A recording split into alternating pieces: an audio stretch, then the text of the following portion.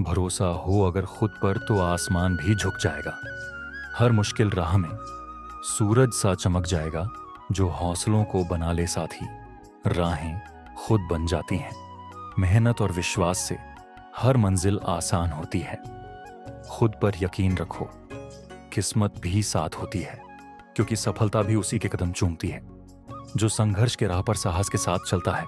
जी हाँ, इसी सोच, इसी संकल्प और इसी विश्वास से भरी शख्सियत है डेरा पुरविया गांव के सरपंच राजेश कुमार, जो अपने गांव को एक आदर्श गांव बनाने के लिए निकल पड़े हैं। जो गांव अब तक बदहाली की जिंदगी जी रहा था, विकसितता से जूझ रहा था, जिसकी सांसें फूलने लगी। यहाँ के लोग सुविधाओं के लिए हमेशा संघर्ष करते रहे हैं, लेकिन 2 साल पहले कुछ ऐसा हुआ जिसने इस गांव के भविष्य को बदलने की दिशा दी। इस गांव ने एक ऐसे सरपंच को चुना जिसने गांव के विकास का बीड़ा उठाया और इस बदलाव की शुरुआत की। उन्होंने न केवल खुद से वादा किया, बल्कि उन्हें पूरा करने के लिए दिन रात मेहनत भी कर रहे हैं। उसी मेहनत का ही परिणाम है कि अब गांव धीरे धीरे बदल रहा है। सबसे पहले गांव के सरपंच ने गलियों के निर्माण पर फोकस किया, जिससे बीते 2 साल बाद आज कई गलियां पक्की हो गई हैं, लेकिन ये काम अभी अधूरा है। बेसिक फोकस हमारा अभी कच्ची गलियों पर है, क्योंकि गलियां जब तक पक्की नहीं होंगी गांव सुंदर दिखेगा ही नहीं। अभी जैसे भी कोई बाहर से आता है तो सबसे पहले गली में एंट्रेंस करते ही उसको लगता है कि यार यहाँ तो सारी गलियां कच्ची है, सरपंच काम नहीं करवा रहा है। तो अभी हमने मेन फोकस गलियों को पक्का करने पे लगा रखा है और बीते समय में हमने लगभग 15 गलियां अभी तक बना चुके हैं हम। सर, हमारे पास ना तो कोई पंचायती लैंड है अभी कि हम कोई बिल्डिंग बना सकें। अभी हमारे पास खाली गलियां ही हैं जिन्हें हम पक्का करेंगे और जिससे हमारा गांव साफ सुथरा दिखे। और रही जरूरत की चीज़ें वो भी हम अपने गांव में लेके आ रहे हैं। जहां एक ओर पूरे देश में हर घर जल की बात हो रही है, वहीं डेरा पुरविया जैसे कई गांवों में अब भी शुद्ध पानी की सबसे बड़ी समस्या है। ये समस्या केवल स्वास्थ्य पर असर नहीं डालती, बल्कि समाज और विकास के रास्ते में भी रुकावट बनती है।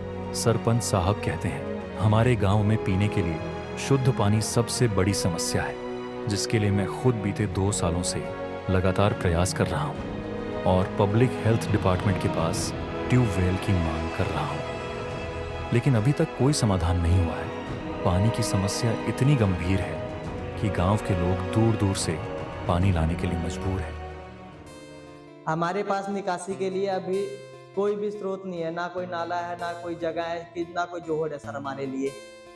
तो गुजारिश है कि एक तालाब भी बना के दें। और पब्लिक हेल्थ के ट्यूबवेल के लिए मैं लगातार भागदौड़ कर रहा हूँ, जिसके लिए मैंने अपने प्लाट से ही जगह भी दी और रेजुलेशन गए लगभग 7 से 8 महीने हो गए, लेकिन उस पर कोई कार्रवाई नहीं की जा रही है।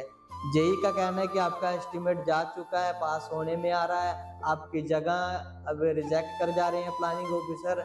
तो सर, रिक्वेस्ट है जल्दी से जल्दी हमारे पब्लिक हेल्थ के ट्यूबवेल को लगाया जाए और घर घर तक पानी पहुंचाया जाए। अभी 200 घर लगभग पानी की समस्या से जूझ रहे हैं सर। सरपंच साहब ने गांव को विकसित बनाने के लिए कई विकास कार्यों की योजना बनाई है, जिसमें बच्चों के लिए स्कूल और आंगनवाड़ी, बच्चों के लिए खेल के मैदान, धर्मशाला का निर्माण और स्वच्छ पेयजल की व्यवस्था शामिल है।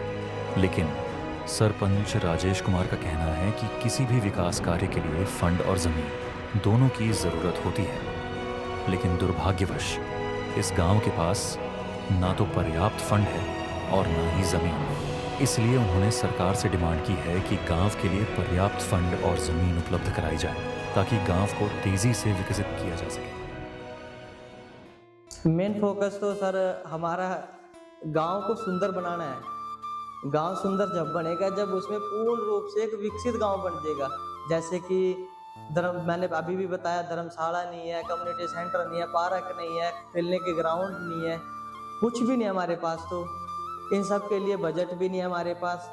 छोटा सा फंड आता है, 11 से 12 लाख रुपए साल में फंड आता है, उसमें एक सरपंच कितना काम कर सके। हमें तो उम्मीद रहती है कि डी प्लान से, HRDF से, MP लैंड से, विधायक कोटे से, सभी से हमारे पास फंड आए ताकि हम अपने गांव को और अच्छा और बेहतर बना सकेंगे। सभी सरपंच सोचते हैं कि अच्छे से अच्छा अपना गांव का विकास करें, गांव में स्कूल भी हो, आंगनवाड़ी भी हो और अपना कम्युनिटी सेंटर भी हो, खेलने के ग्राउंड भी हो। लेकिन हमारी हरियाणा सरकार बीजेपी सरकार से बार बार यही डिमांड रही है कि कुछ ना कुछ जगह हमें रिकवर करा के दें, खरीद करके दें, ताकि हम अपने सपनों का विकसित गांव बना सकें, एक साफ सुथरा और सुंदर गांव बना सकें। हमारे पास अभी स्कूल भी नहीं है गांव के बाहर, और ना ही कोई आंगनबाड़ी है, ना धर्मशाला है।